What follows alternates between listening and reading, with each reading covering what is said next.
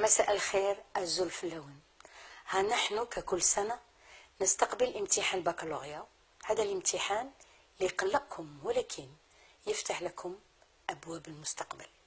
ولكن لازم تعرفوا أن البكالوريا ليس المفتاح الوحيد، فهناك خيارات أخرى بعد نهاية دراسة بالثانوية.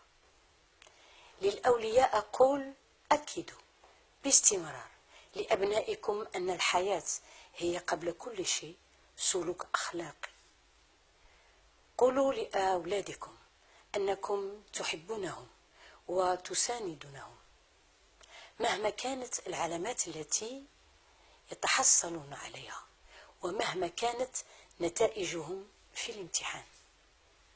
إلى الفرق المكلفة بالتأطير على مستوى المؤسسة التعليمية أقول: اسهروا على احترام القواعد والإجراءات المعمول بها حتى نضمن الشفافية ونعمل على تكافؤ الفرص لجميع المترشحين.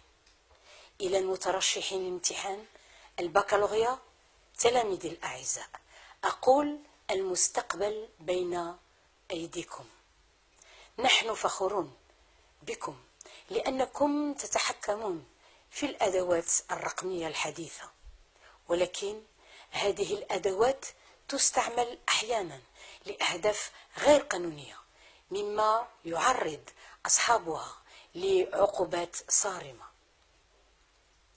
احترسوا من تلك المواقع التي قد تبدو لكم مفيدة في أول الأمر، حيث أنها تتضمن مواضيع مختلفة مع التصحيح، ولكن في الواقع الهدف منها هو التشويش عليكم وجعلكم تفقدون هدوءكم الذين يعتبر ضروري في فترة الامتحانات.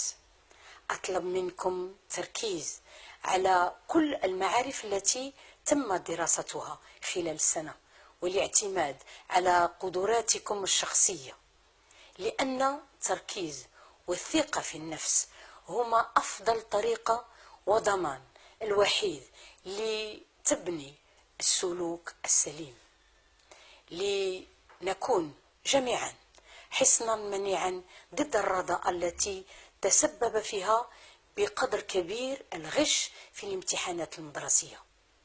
فلننشغل جميعا بتحقيق مدرسة الجودة، ولنتجند جميعا للحفاظ على مستقبلنا، مستقبلكم، مستقبل الجزائر، هذه الأرض الطيبة المتشبعة بدماء الشهداء.